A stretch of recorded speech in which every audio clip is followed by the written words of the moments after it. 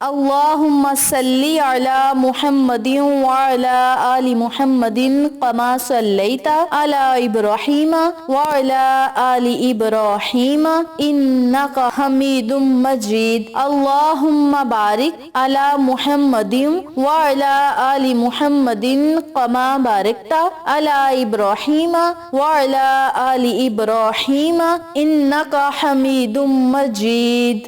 محترم سامعین، السلام علیکم ورحمۃ اللہ وبرکاتہ۔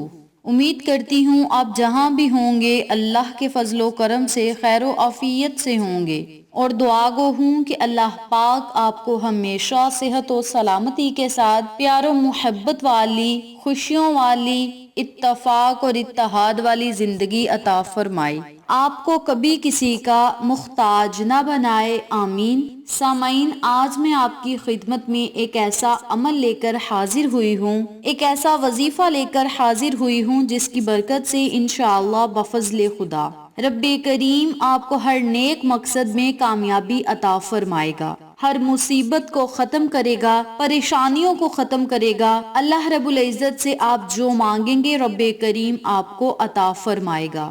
آپ کسی بھی الجھن میں اگر پھنسے ہوں گے تو رب کریم آپ کی الجھنوں کو ختم کرے گا، تکالیف کو ختم کرے گا، اور غیبی مدد کے لیے اسباب پیدا فرمائے گا، مشکلات کو آسانیوں میں بدلے گا۔ اس کے علاوہ آپ رب کریم سے ہر جائز مقصد کا اگر سوال کریں گے تو رب کریم اس میں آپ کو ضرور کامیابی و کامرانی عطا فرمائے گا، آپ کے رزق اور دولت میں اضافہ فرمائے گا، کاروبار میں خیر و برکت عطا فرمائے گا۔ آپ رب کریم سے جو دعا مانگیں گے رب کریم آپ کی دعا کو قبول شرفیت کا اعزاز عطا فرمائے گا، بشرط یہ کہ آپ کا یقین پکا ہونا چاہیے۔ میری پیاری بہنوں اور میرے پیارے بھائیوں، آج کا وظیفہ سورت فاتحہ پر منحصر ہے، جسے باب قرآن بھی کہا جاتا ہے، ام الشفا بھی کہا جاتا ہے، ام القتاب بھی کہا جاتا ہے۔ اس کے علاوہ اس سورت مبارک کے اور بھی بہت سارے نام ہیں۔ اس سورت مبارک کی بہت زیادہ فضیلت و برکات ہے۔ پورے قرآن پاک کا نچوڑ اس سورت مبارک میں ہے۔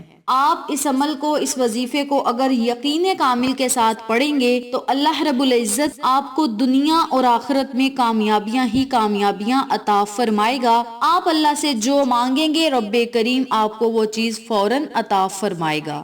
یہ ایسا با کمال تیر بہدف وظیفہ ہے کہ اس وظیفے میں جتنی بھی آپ کو شرائط بتائی جائیں ان شرائط پر عمل کریں، اور صرف آپ نے اس وظیفے کو 8 دن جس طریقے سے بتایا جائے اسی طریقے سے کرنا ہے، اور پھر دیکھیں اللہ کی کیسے آپ کو غیبی مدد ملتی ہے۔ غیبی طریقے سے رب کریم کوئی ایسے اسباب پیدا فرمائے گا جس کی برکت سے آپ کے بگڑے ہوئے کام سلجھنا شروع ہو جائیں گے۔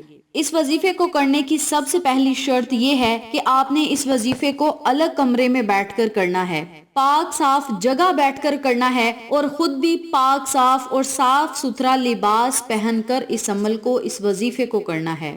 اور جس کمرے میں آپ نے بیٹھ کر یہ وظیفہ کرنا ہے اس کمرے میں آپ نے خوشبو یا عطر وغیرہ چھنک لینا ہے۔ اس کے علاوہ جس کمرے میں بیٹھ کر آپ نے وظیفہ کرنا ہے اس کمرے میں کوئی اور ایسا شخص موجود نہ ہو جو کہ آپ کے وظیفے میں خلل پیدا کرے، یعنی بات چیت کرنے والا نہ ہو۔ خاموشی کے ساتھ اگر آپ کے پاس بیٹھنا چاہتا ہے تو بہتر ہے، اگر کوئی باتیں وغیرہ کرتا ہے تو اسے اپنے پاس نہ بٹھائیں۔ اس کے علاوہ آپ نے 2 اگربتی جلا کر یعنی سلگا کر اپنے اس کمرے میں رکھ لینی ہے۔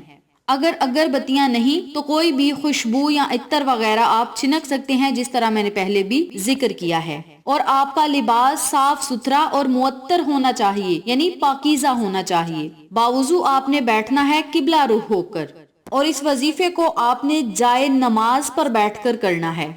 سب سے پہلے آپ نے 7 مرتبہ درود ابراہیمی پڑھنا ہے باما بسم اللہ کے، بسم اللہ الرحمن الرحیم، پھر آپ نے درود پڑھنا ہے، درود ابراہیمی پڑھنا ہے، کوئی چھوٹا درود نہیں پڑھنا۔ جب آپ درود پڑھنے لگیں تو ہر بار آپ نے بسم اللہ الرحمن الرحیم کو ضرور پڑھنا ہے، اور اس وظیفے کو آپ نے رات کے وقت کرنا ہے، سونے سے پہلے کر لیں یا پھر نماز تہجد میں کر لیں، یہ آپ کی اپنی مرضی ہے۔ سب سے پہلے آپ نے درود پڑھنا ہے 7 مرتبہ باما بسم اللہ کی، جب 7 مرتبہ درود پڑھ لیں تو 80 مرتبہ آپ نے سورہ فاتحہ پڑھنی ہے۔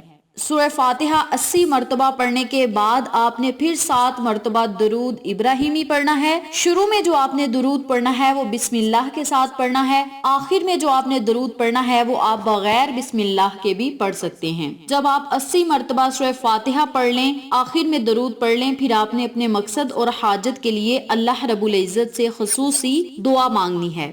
یاد رہے جب آپ نے وظیفہ کرنا ہے تو اپنے مقصد کو، حاجت کو، خواہش کو اپنے ذہن میں رکھنا ہے کہ فلاں مقصد کے لیے، فلاں حاجت کے لیے، فلاں خواہش کے لیے مولا میں اس عمل کو کر رہا ہوں یا کر رہی ہوں، مجھے اس میں کامیابی و کامرانی عطا فرما۔ جب آپ نے 80 مرتبہ سورہ فاتحہ پڑھ لینی ہے، دعا مانگ لینی ہے، تو پھر آپ نے خاموشی کے ساتھ قبلہ رخ منہ کر کے سو جانا ہے۔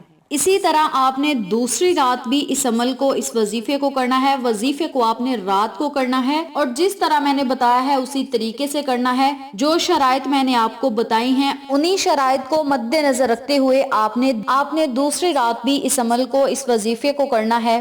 دوسری رات آپ نے وظیفہ اس طریقے سے کرنا ہے کہ اول اور آخر میں آپ نے 6 مرتبہ درود ابراہیمی پڑھنا ہے۔ درود پڑھنے کے بعد آپ نے 70 مرتبہ سورۃ الفاتحہ پڑھنی ہے۔ آخر میں پھر آپ نے درود پڑھنا ہے اور اللہ رب العزت سے دعا مانگنی ہے۔ درود جتنی مرتبہ شروع میں پڑھنا ہے اتنی مرتبہ آخر میں پڑھنا ہے، لیکن شروع میں آپ نے درود بما بسم اللہ کے پڑھنا ہے اور آخر میں بغیر بسم اللہ کے بھی پڑھ سکتے ہیں۔ پھر آپ نے اللہ رب العزت سے دعا مانگنی ہے اپنے مقصد اور حاجت کے لیے۔ اسی ترتیب سے تیسری رات بھی آپ نے یہ وظیفہ کرنا ہے۔ اول آخر آپ نے 7 مرتبہ درود پڑھنا ہے، درمیان میں آپ نے 50 مرتبہ سورہ فاتحہ پڑھنی ہے، پھر آپ نے اللہ رب العزت سے دعا کرنی ہے۔ اسی ترتیب سے چوتھی رات بھی آپ نے اول آخر 5 مرتبہ درود پڑھنا ہے، درمیان میں آپ نے 50 مرتبہ سورۃ الفاتحہ پڑھنی ہے، پھر آپ نے آخر میں درود پڑھ کے اللہ سے دعا مانگنی ہے۔ اسی ترتیب سے 5ویں رات آپ نے 4 مرتبہ درود ابراہیمی پڑھنا ہے، درود پڑھنے کے بعد آپ نے 40 مرتبہ سورہ فاتحہ پڑھنی ہے، پھر اللہ سے دعا مانگنی ہے۔ چھٹی رات آپ نے اول آخر 3 مرتبہ درود پڑھنا ہے، درمیان میں آپ نے 30 مرتبہ سورۃ الفاتحہ پڑھنی ہے، آخر میں درود پڑھ کے اللہ رب العزت سے دعا مانگنی ہے۔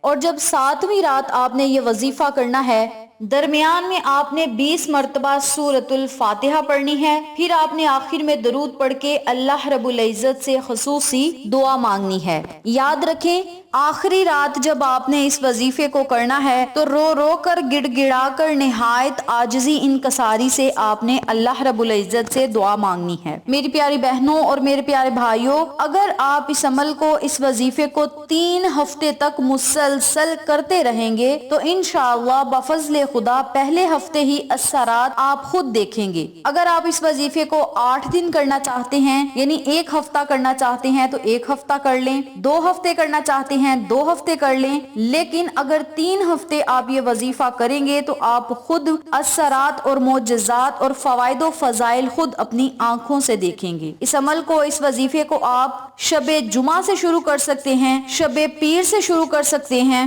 اس کے علاوہ آپ کسی بھی رات سے اس عمل کو، اس وظیفے کو شروع کر سکتے ہیں۔ یاد رکھیں جب آپ نے اس وظیفے کو کرنا ہے تو آپ نے زیادہ تر سبز چیزوں کا استعمال کرنا ہے، یعنی ہنڈیا میں آپ نے سبز چیزیں زیادہ استعمال کرنی ہے، جیسے آلو پالک ہو گئے۔ اس کے علاوہ اور بھی جتنی بھی سبزے والی چیزیں ہیں آپ نے وہ استعمال کرنی ہے، اور دالوں وغیرہ کا استعمال بھی آپ کر سکتے ہیں۔ اس کے علاوہ کچا پیاز، کچا لہسن، مولی، تمباکو، انڈا اور گوشت وغیرہ کھانے سے پرہیز کریں۔ ان چیزوں سے آپ نے پرہیز کرنا ہے۔ اس کے علاوہ جو چیزیں میں نے آپ کو بتائی ہیں ان چیزوں کا استعمال کرنا ہے۔ انشاءاللہ بفضل خدا رب کریم آپ کی دعاؤں کو سنے گا، صداؤں کو سنے گا، آپ کو ہر نیک مقصد میں کامیابی و کامرانی عطا فرمائے گا۔ کامیابی کے لیے، دعاؤں کی قبولیت کے لیے، دلی مرادوں کو پورا کروانے کے لیے، رزق اور دولت کے بند دروازوں کو کھلوانے کے لیے یہ تیر بہدف وظیفہ ہے۔ اس کے علاوہ ہر طرح کی شادی کی رکاوٹ کو ختم کرنے کے لیے، بندش کو ختم کرنے کے لیے، جادو جنات کے اثرات کو ختم کرنے کے لیے بھی یہ وظیفہ تیر بہدف اور لاجواب عمل ہے، بے مثال اور جلالی وظیفہ ہے۔ اس عمل کو، اس وظیفے کو آپ خود بھی کریں، اپنے عزیزوں کو اور فیملی ممبرز، فرینڈز اور نیبرز کے ساتھ ضرور شیئر کریں تاکہ وہ لوگ بھی اس وظیفے سے استفادہ حاصل کریں، آپ کو اور ہمیں صدقہ جاریہ کا ثواب ملتا رہے۔ ویڈیو اچھی لگے تو لائک کریں، شیئر کریں، چینل کو سبسکرائب کریں اور ساتھ موجود بیل آئیکن کو دبا کے آل نوٹیفیکیشن پہ کلک کریں تاکہ میری ہر نئی آنے والی ویڈیو کی اپڈیٹ آپ تک بآسانی پہنچ سکے۔ انشاءاللہ پھر کسی نئے وظیفے یا اچھی معلومات کے ساتھ آپ کی خدمت میں حاضر ہوں گے، تب تک کے لیے اللہ نگہبان۔